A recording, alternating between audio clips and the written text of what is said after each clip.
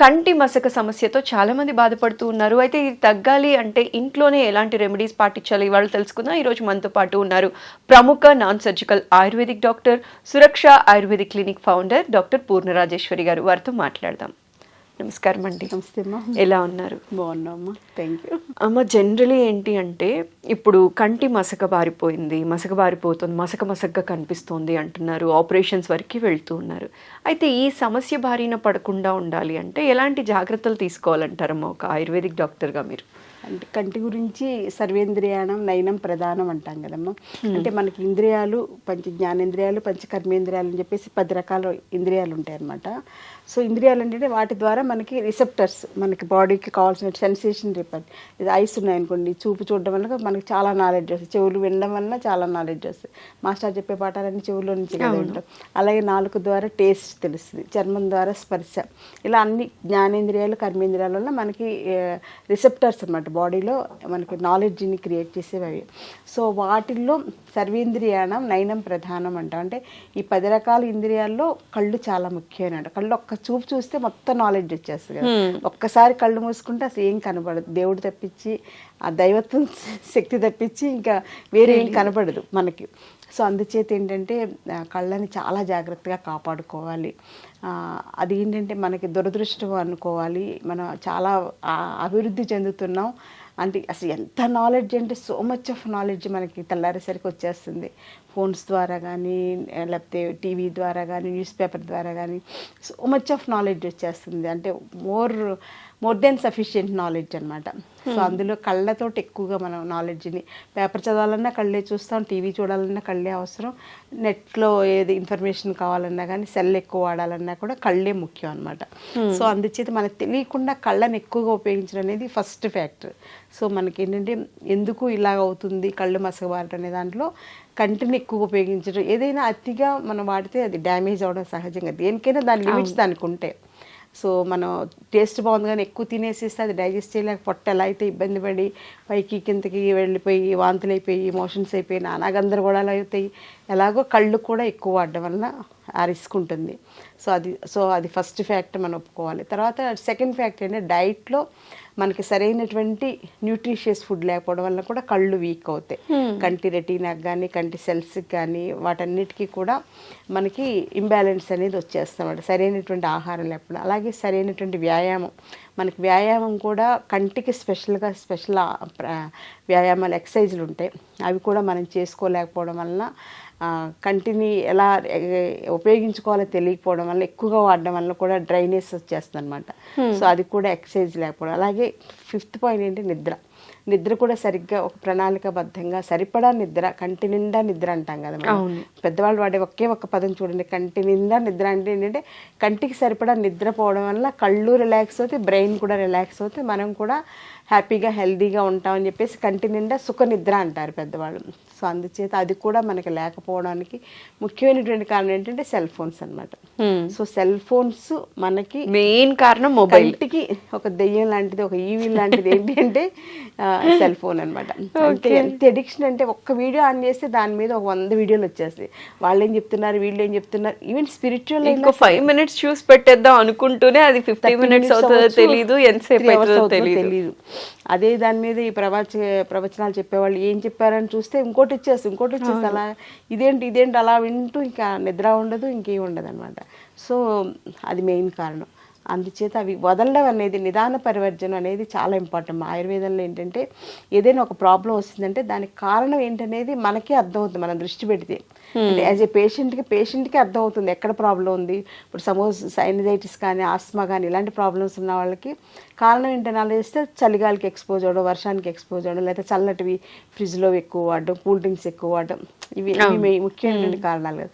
So ఆ కారణాలు avoid చేసేస్తే వాళ్ళ సగం జబ్బు తగ్గిపోతుంది అనమాట.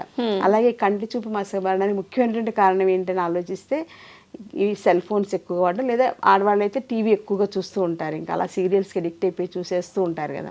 ఇవాళ ఏమైందో, రేపేమంటాడో, రేపేమవుతుందో అని చెప్పి ఏవో ఉంటాయి కదా, ఎవరి ఇది వాళ్ళది. సో అందుచేత అవి వాడడం ఒక కనీసం 50%కి ఫస్ట్ డే స్టార్ట్ చేసేస్తే తర్వాత 60%, 70% అలా పెంచుకుంటూ వెళ్ళి 10% దగ్గర జస్ట్ మనకి ఏదో ఒకటి ఎంటర్టైన్మెంట్ ఉండాలి కాబట్టి అంతవరకే బాండ్ అయిపోయి ఉండాలన్నమాట. అది ఫస్ట్ పాయింట్. ఇంకా తర్వాత ఆయుర్వేదం ఏంటంటే రెజ్యూనేట్ చేసేటువంటి గుణం ఆయుర్వేదం ఒక్కదానికే ఉంది వైద్యానికి. మీరు బయట ఏది చేసినా రిపేర్ చేస్తారు. డాక్టర్స్ బయట ఏంటంటే జ్వరం వస్తే దానికి పారాసెటమాల్ టాబ్లెట్స్ ఇవ్వడం ఇలాంటివి ఏవో చేస్తారు, లేకపోతే యాంటీబయాటిక్స్ వాడతారు, లేకపోతే స్టెరాయిడ్స్ వాడతారు, ఇంకా అవసరం అంటే సర్జరీ చేసి రిపేర్ చేసేస్తారు. ఆ శాస్త్రానికి అంతవరకు లిమిటేషన్ ఉంది. కానీ ఆయుర్వేదానికి అలా కాదు. ఆయుర్వేదానికి ఏంటంటే లైఫ్ని ఇచ్చేటువంటి శక్తి ఉంది. అంటే రెజ్యూనేట్ చేసేది, రిపేర్ చేసేటువంటి శక్తిని 10 times మనం పెంచుకోవచ్చు అనమాట. రెజ్యూనేట్ చేయడం అంటే రీజనరేట్ చేయడం. కంటి సెల్స్ ఇప్పుడు మనకి ఇవి రెటీనా సంబంధించిన సెల్స్ అని చెప్పేసి, లేకపోతే లెన్స్లో డ్యామేజ్లని, ఇవన్నీ కూడా మళ్ళీ మన సెల్స్ని రెజ్యూనేట్ చేసే శక్తి ఆయుర్వేదంలో ఉండేటువంటి మెడిసిన్స్ కానీ ఆయుర్వేద పంచకర్మ ట్రీట్మెంట్స్ కానీ ఆ శక్తి ఉంది. కాబట్టి మా దగ్గర ఇప్పుడు మయోపియా, కంటి చూపు మసబాలంతో వస్తుంటారు కదా, లాంగ్ సైట్, షార్ట్ సైట్ అని, వాటిని కూడా మేము ఆయుర్వేదిక్ పంచకర్మ ట్రీట్మెంట్స్ తోటి అక్షయ తర్పణం అని, ఆస్ట్యోతనం అని, నస్యకర్మ ఇలా రకరకాల ప్యాకేజెస్ ఉంటాయి. వాళ్ళకి వాళ్ళ స్టేజ్ని బట్టి ప్యాకేజ్ తోటి సెట్ చేస్తే పిల్లలకి చిన్నప్పుడు ఇంత సోడా బుద్ధి అద్దాలతో తిరుగుతూ ఉంటారు కదా 6th class 7th class, వాళ్ళకు కూడా మనం అద్దాలు మాన్పించేయచ్చు అనమాట. కండిషన్స్ అప్లై ఏంటంటే వాళ్ళు సెల్ ఫోన్స్ వాడకూడదు. పుస్తకాలు చదువుకోవచ్చు, స్కూల్లో బుక్స్ చదువుకోవచ్చు, కానీ సెల్ ఫోన్స్ వాడడం, టీవీ 100%. అప్పట్లో పాత రోజులన్నీ టీవీ చూడొద్దని చెప్పాడు.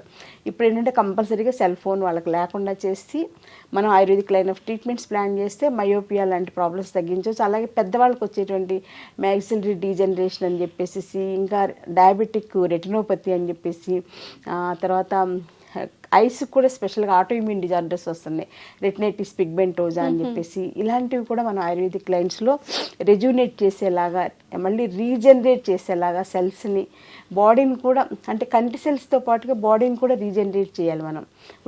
కంటిలో ఒకటే బాగు చేస్తే సరిపోదన్నమాట.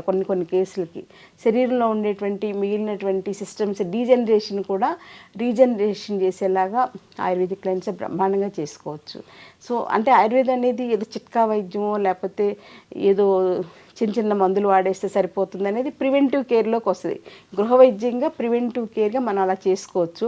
కానీ అట్ ది సేమ్ టైం ఎంత బ్యూటిఫుల్ ప్రాబ్లం అయినా సరే అంటే అసలు నా జీవితం నాకు 81లో ఆయుర్వేదం నా జీవితంలోకి ఎంటర్ అయింది. నేను 81లో మెడిసిన్ జాయిన్ అయ్యాను. మా బ్యాచ్ నుంచి ఎంసెట్లో ఎంట్రన్స్ పెట్టేసి సెలెక్షన్ అనేది స్టార్ట్ చేశాను.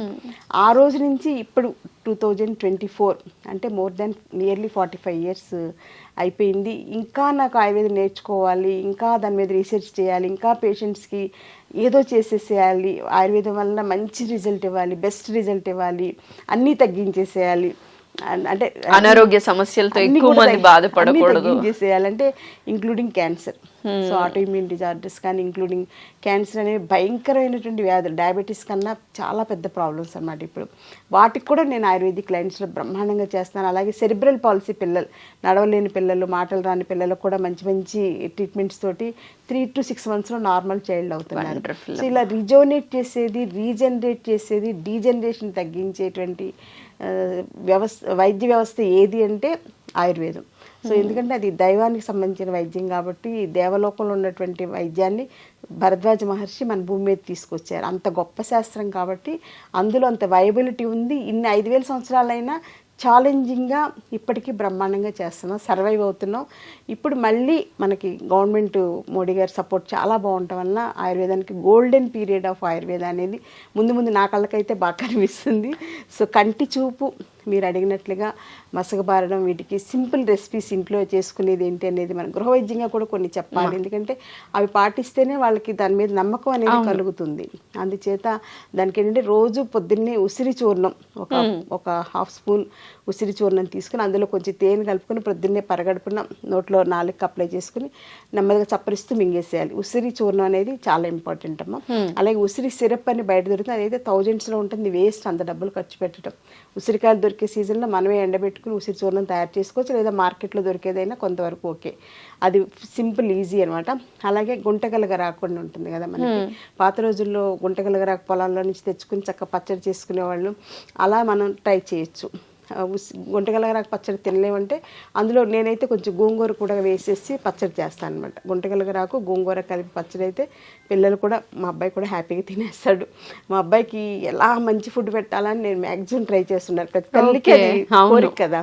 నెక్స్ట్ థర్డ్ పాయింట్ ఏంటంటే, ఇంకా కళ్ళను కూడా ఉసిరికాయ నీళ్ళతోటి కడుక్కోవడం. ఉసిరికాయలు రాత్రిపూట నీళ్ళలో నానబెట్టేసేసుకుని ఉంచుకుని ప్రొద్దున్నే లేచినంటే మనం ఎలా అయితే టంగ్ క్లీన్ చేసుకుంటో అలాగా కళ్ళని ఉసిరికాయ నీళ్ళతో కడుక్కుంటే ఇక్కడ ఉండేటువంటి బ్యాడ్ ఇదంతా కూడా బయటకు వచ్చేస్తుంది. అలాగే రాత్రిపూట పడుకునేటప్పుడు కొంచెం చల్లటి కర్చీఫ్ని నీళ్ళలో ముంచి దాన్ని ఇలా కంటి మీద వేసుకోవడం వల్ల కంటి మీద ఏంటంటే వేడి ఎక్కువ ఉంటుంది. కంట్లో ఆలోచక పిత్తం అని మనకు 5 రకాల పిత్తాలు ఉంటాయి శరీరంలో. కంట్లో ఉండేది ఆలోచక పిత్తం అనమాట. ఆ పిత్తాన్ని మనం ప్యాసిఫై చేయాలంటే, తగ్గించాలంటే కంటి మీద చల్లటి క్లాత్ వేసుకుని ఉంచుకుంటే కొంతవరకు ఉపయోగపడుతుంది. అలాగే కంటికి హెయిర్ డైస్ కూడా వాడడం మానేయాలి. దానివల్ల కంటి చూపు మెరుగుపడుతుంది. కంటికి చూపు మెరుగుపడాలంటే హెయిర్ డైస్ వాడడం మానేయాలి. సో హెయిర్ డైస్ వల్ల అంత సైడ్ ఎఫెక్ట్స్ ఉన్నాయి కాబట్టి అది కూడా కేర్ తీసుకోవాలి. అలాగే షాంపూస్ కూడా మంచివి కాదు, ఇప్పుడు కెమికల్ బేస్డ్ కాబట్టి కుంకుడుకాయలతోటి తలస్నానం చేయడం ఇలాంటివన్నీ కేర్ తీసుకోవాలి. అలాగే డ్రైనెస్ ఆఫ్ ఐస్ ఇప్పుడు మోస్ట్ కామన్ కాబట్టి ఎండలో తిరిగేటప్పుడు గ్లాసెస్ పెట్టుకోవడం, బయట బళ్ళ మీద అవి తిరిగేటప్పుడు హెల్మెట్ పెట్టుకోవడం, కంటికి గ్లాసెస్ పెట్టుకోవడం, ఎక్కువ తిరగకుండా ఉండడానికి ట్రై చేయాలి. ముఖ్యంగా సమ్మర్ వచ్చిందంటే బాగా మార్నింగ్ 11 to 4 ఎండకి ఎక్స్పోజ్ అవ్వకుండా ఉంటే కళ్ళని మనం కాపాడుకున్నట్లే. అలాగే ఆహారంలో కూడా ఫ్రైస్, పికిల్స్, నాన్ వెజ్ తగ్గించుకుని ప్రతిరోజు భోజనంలో ఉసిరికాయ పచ్చడి, మనకి పాత రోజుల్లో నల్ల పచ్చడి అని ఉండేది కదమ్మా. ఉసిరికాయ పచ్చడి పట్టేశాక దంచేసి చేసుకున్నాక అది నల్లబడిపోద్ది, రోజుకి ఎర్రగా ఉండదు. సో దాని పేరే నల్ల పచ్చడి అనమాట. అది రోజు ప్రొద్దున్నే తీసుకోవడం వల్ల, మొదటి ముద్దలో అది వేసుకుని తీసుకోవడం వల్ల కంటి చూపు చాలా బాగా మెరుగుపడుతుంది. సో ఈ రకంగా చిన్న కేర్ ఇంట్లో చేసుకుంటూ పెద్ద ప్రాబ్లమ్స్ ఉన్నప్పుడు దీనికి ఇంతేలే పరిష్కారం లేదు అని వదిలేయకుండా ఆయుర్వేదిక్ డాక్టర్స్ ఉన్నారు. ఆయుర్వేదం ఇప్పుడు శాస్త్రీయంగా చేసి రీసెర్చ్ చేసి నాకన్నా ఇంకా ఎంథ్యూజియాస్టిక్ చేసేవాళ్ళు బోల్డ్ మంది డాక్టర్స్ ఉన్నారు. అలాంటి వాళ్ళ సంరక్షణలో కంటి చూపుని మళ్ళీ మనం కాపాడుకోవచ్చు. ఇందాక చెప్పినట్టు సర్వేంద్రియాణం నయనం ప్రధానం కాబట్టి కంటిని మనం పాపలా కాపాడుకుంటే కంటి పాప మనకి జీవితానికే వెలుగునిస్తుంది. అమ్మ చాలా వివరంగా తెలియచేశారమ్మా. ఎందుకంటే చాలా మంది చెప్తూ ఉన్నారు కళ్ళు మసకబారిపోయాయి, ఈ సమస్యతో బాధపడుతున్న వాళ్ళందరికీ కూడా ఇంట్లోనే ఎలాంటి రెమెడీస్ పాటించవచ్చు, ఆ సమస్య బారిన పడకుండా ముందే ఎలాంటి జాగ్రత్తలు తీసుకోవాలని సవివరంగా తెలియచేసినందుకు ప్రత్యేక ధన్యవాదాలు. నమస్కారం. Thank you.